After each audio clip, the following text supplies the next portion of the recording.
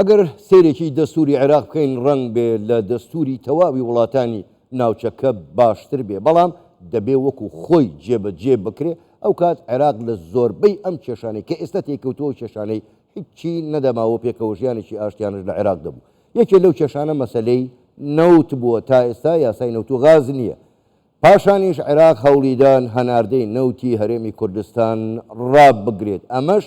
بە خراپ بەسەر عێراقیش داشکایە و زیانێکی مادی و سیاسی گەورەشی لێکرد. ئێستا عێراق درکی بەم ڕاستیانە کردووە، بۆیە شاندێکی باڵای حکوومەتی عێراق لە هەرێمی کوردستان و یەکەم دیداریان لەگەڵ مەسرور بارزانی سەرۆکی حکوومەتی هەرێمی کوردستان بوو. لە دوو ڕۆژیدا ڕابردووشدا لەگەڵ وەزارەتی سامانە سروشتیەکان گفتوگۆ و بەردەوام بۆ بۆی بگەنە ڕێکەوتنێک تا نەوتی هەرێمی کوردستان جارێکی کە هەناردە بکرێتەوە. لەسەر ئەم بابەتە ئێمە لەگەڵ میوانەکەمان قسەی زیاتر و پرسی زیاتریش دەکەین. میوانەکەمان زۆر بەڕێز محەممەد شاکر، ئەندامی پێشووی پەرلەمانی عێراق کە ڕاستەوخۆ لە ستودیۆی ژووری هەواڵ لە لامان میوانەکە. دوکتۆر محەممەد زۆر بەخێر بێن، زۆر سپاس بۆ بەشداریکردنیشتان لەگەڵمان لەم گەشتەی ژووری هەواڵ. من دەمەوێت بە پرسیارێکی گشتی دەست پێ بکەم. بەڕاستی ئەوی شەوەیە کە گرنگی هەناردەکردنەوەی نەوتی هەرێمی کوردستان هەم بۆ عێراق ینی بە شێوەیەکی گشتی هەم بۆ کوردستان چییە؟ بەڵێ زۆر سپاس جەنابی حاکەم، سڵاو ڕێز بۆ جەنابت و بۆ بینەرانی کوردستان 24. بەدڵنیاییەوە هەناردەکردنی نەوت بەنسبەت عێراق و بەنسبەت هەرێمی کوردستان زۆر گرنگە. ئێمە دەزانین شەریانی اقتصادی، شادەماری ئابووری عێراق و هەرێمی کوردستان نەوتە. ئێستا ئەگەر تەماشای موازنەی 2023 ئەم ساڵ بکەین، ئیراداتی عێراق 170 تریلیۆن داهاتی نەوتیە، تەنها 70 تریلیۆن داهاتی نانەوتیە. لەوە بۆمان بەدەر دەکەوی کە نەوت چەند گرنگی هەیە. وەلە موازنەکە بڕی ئەو بڕێ کە تەرخان کراوە ئی نەوت 3 ملیۆن و 500 بەرمیلە، 3 ملیۆن و 100 بەرمیل بە محافڵاتی با بڵێن لە عێراق حکوومەتی ئیتیحادی هەناردەی دەکات. ئەوەی بۆ هەرێمیش تەرخان کراوە 400 هزار بەرمیلە، کەواتە ڕێژەیەکی باشە کە ئێستا ئەوە نزیکەی 8 مانگە هەناردە ناکرێ. کاریگەری سلبی هەبووە طبعا لەسەر عێراق و لەسەر هەرێمی. بە ملیارها دلار عێراق زەرری کردو. بەڵێ هەر بە تەحدید تقریبا 7 ملیار زۆر دلار کە پارەیەکی زۆرە زەرری کردو. کاک دکتۆر محەممەد وەکو لە هەواڵەکانیش داهات بوو، ینی ئەگەر سیرکەین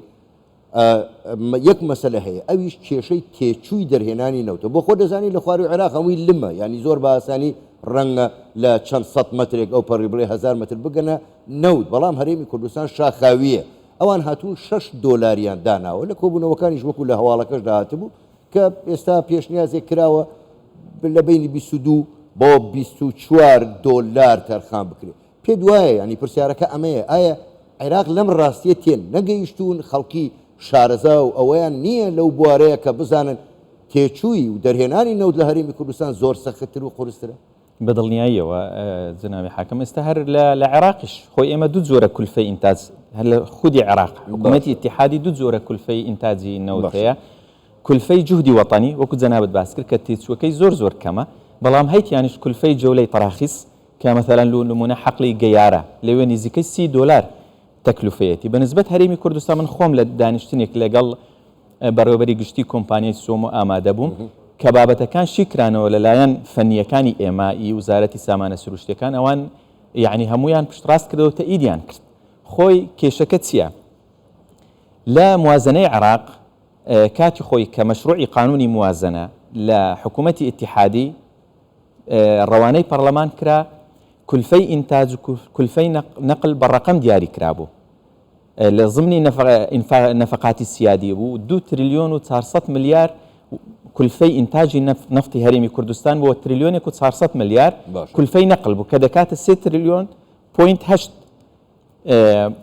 ملیار. ئەو ڕێژەیە طبعا ئەوە حەقیقیە، خۆی حکوومەتی ئیتیحادی کە موازنە دادەنێ ڕەقەمەکان دادەنێ ئیعتیباتەن و بەبێ بنەما دانانێ دراسە دەکات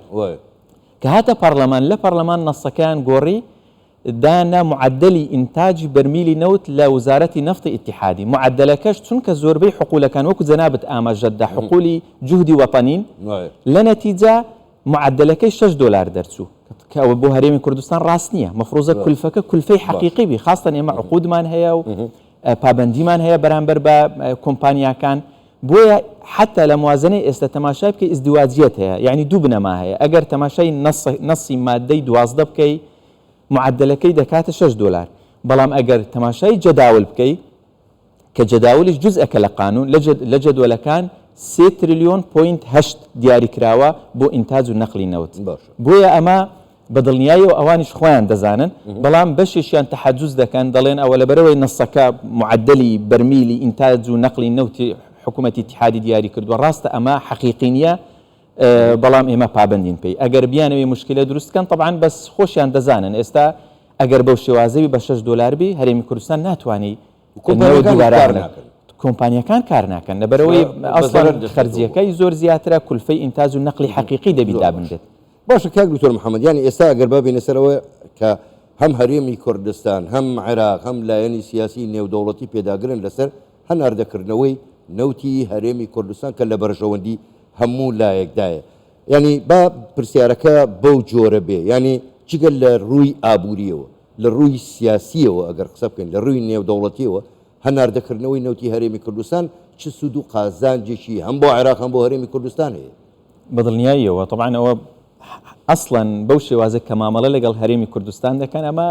یعنی بوعدێکی سیاسی هەیە ئەگەر بێ سەربابەتی ئابووری وەکو ئێستا باسمان کرد و شیمان کردەوە ئەوەیە دەبی بێت دراسی بکەی کولفەی ئینتاج چەندە کولفەی نەقل چەندە بەو شێوازە مامەڵە دەکەن چۆن لە عێراق بەو شێوازە مامەڵە دەکەن بەنسبەت هەموو حقوولەکان ئەوەی جوهدی وەتەنی بە شێوازە کە ئەوەی جەولەی تەراخیز بە شێوازێکی ترە مەفروزە بەو شێوازە بەڵام لە هەرێمی کوردستان دەبینی بە شێوازێک مامەڵە دەکەن کە هیچ ئەو کولفەی کەدا دەنێن ئەسڵەن ڕێگرە لەوەی نەوت هەناردە بکرێ ئەسڵەن ئەگەر بێ سەر یاسا و بێ سەر دستور ئەو هەموارەی کە لە پەرلەمان کراوە گۆڕانکاری ئەنجام درراوە لە حکوومەت بە شێوازێک مەشروعەکە هاتووە ئەوەی تایبەت بە کولفەی ئینتاج و نەقل بەڵام لە ناو پەرلەمان گۆڕانکاری کراوە بەپێی مادەی 62 دستور ئەمە لە سەلاحیەتی پەرلەمان نییە مادەی 62 بڕگەی دووەم دەڵێ پەرلەمان تەنها لە بابەتی موازنە تەنها مافی مناقلە و کەمکردنی مەبالغ هەردوو ئەو مافەی هەیە بەڵام ئێستا گۆڕانکاری جەذری کراوە کەچی ئێمە حکوومەتی هەرێم تاعنیشی لێدا تحجزیش کرد بەو مادە دەستوریە بەڵام ڕەتی کردەوە محکەمەی ئیتیحادی بابەتەکە 100% بابەتێکی سیاسیە بەنسبەت هەرێمی کوردستانیش هەرێمی کوردستان بەڕاستی ئەگەر تەماشای بەرنامەی حکوومەتی هەرێمی کوردستان بکەین لە بەرنامەکە زۆر بەوردی باس لەوە کراوە کە بایەخ بە کەرتی کشت و کاڵ و سیناع و سیاحە و ئەم بابەتانە بدرێ و بەفعلیش یعنی کاری باش کراوە لەم بوارەیە ئێمە دەبینین بەڵام تا ئێستاش ئێمە احتیمادی کولیمان لەسەر نەوتە ئێمە بۆی بتوانین لەسەر پێخۆمان بوەستین و ئابووریەشی بەهێزمان هەبی دەبێت نەوت هەناردە بکەین وە قووەتی هەرێمی کوردستانیش ئەگەر اقتصادێکی بە قووەتت نەبێ ناتوانی ڕۆلی سیاسیش ببینی زۆر دڵنیاییەوە زۆر گرنگە باشە کاک دکتۆر محەممەد یانی ئێستا ئەو شاندەی کە شاندێکی باڵایە وەزیری نەوتی عێراق و لە هەمان کاتە جێگری سەرۆک وەزیرانی عێراقیشە بە پێی راپۆرتەکانیش تا ڕادەیەکی زۆر ئەرێنیە و دڵخۆشکارن پێ دوایە ینی ئێستا ئیتر ئەم شاندە بە پێ ئەو راپۆرتانەی کە هەشن دەگەنە ڕێکەوتنێک و ئەو ڕاستیان بۆ ڕوون دەبێتەوە کە دەبێ ڕێک بکەون لەگەڵ هەرێمی کوردستان بۆ ئەوەی دەست بکرێتەوە بە هەناردی نەوت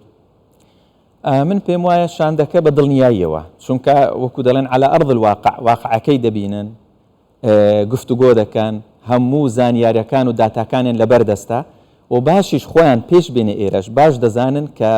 دۆخەکە چۆنە من پێم وایە سوودانی هەرواقعیش وایە خودی ڕئیس وزەرا و ئێستاش کە حەیان عەبدڵغەنی کە هاتووە وەزیری نەوت و جێگیری ڕئیس وزەرایە ئەوە تەمثیلی سوودانی دەکات سوودانی خۆی لەگەڵ ئەوەیە ئەو کێشانەی کە نێوان حکوومەتی هەرێم هەیە یان نێوان هەرێمی کوردستان و حکوومەتی اتحادی لەگەڵ ئەوەی ئەو کێشانە چارەسەر بکرێ بەڵام ئەگەر لێم دەپرسی تا چەند متەفائلی من تا نەگەڕێنەوە ئەو شاندا لەگەڵ ئێتیلافی ئیدارەت الدەولە ئەگەر ڕاستتر بڵێم لەگەڵ ئەو یعنی ئەوانەی کە بەفعلی ئیدارەی دەولە دەکەن کە ئیتاری تەنسیقیە ئەگەر ئیتاری تەنسیقی پاڵپشتیان بن ئەمە بە دڵنیاییەوە کێشەکە چارەسەر دەبی ئەمە ئەوە دەردەخا کە سوودانی لەگەڵ حلکردنی کێشەکانە هاتنی سوودانی پێشماوەیەک و ئێستاش کە جێگرەکەی و وەزیری نەوت هاتووە و کۆبوونەوە ئەنجام دەدەمە طبعاً شتێکی زۆر باشە و هەنگاوێکی زۆر باشە بەڵام هەنگاوە حەقیقیەکە یان بڵێن نەتیجەکە ڕاستەکە ئەو کاتە وەردەگرین کە بزانین ئیطاری تەنسیقی بەگشتی چونکە بەڕاستی بەداخەوە لە عێراق ڕئیس وزرا ئەو سەلاحیەتەی نییە کامل سەلاحیەت باشکەواتە ینی ئیتاری تەنسیقی یا چوارچەوەی هەماهنگگی خۆیان ئەو ڕاستیە نازانن ئەگەر نەوتی کوردستان هەناردەن نەکرێتەوە بە زیانێکی زۆر گەورە بۆ عێراق دەشکێتەوە خۆ ئەوەندەی عێراق زیان دەکا ئەوەندە هەرێمی کوردستان زیان ناکە زۆر ڕاستە جەنابی حاکم ئەوە زۆر زۆر ڕاستە بەڵام ئایا ئیطاری تەنسیقی هەندێک جار ئێمە بڵێن قەراری لە دەستە خۆیە ئایا قەرارەکەی داخلیە ئەمە لەلایەک لەلایەکی تر هەندێک جار لە بەردەم دوو ئەگەرە لایەنی ئابووری ڕەچاو بکەیان لایەنی سیاسی مە احتیمالە مەبەستیان بی لە لایەنی سیاسی هەرێمی کوردستان زیاتر با بڵێن لاوازکە احتیمالە لە هەندێک جار چونکە هیچ خوێندنەوەیەکی تر ناکرێت ئێستا وەکو باسم کرد 7 ملیار دلار مەبلەغێکی یەکجار زۆرە تا ئێستا عێراق زەرەری کردووە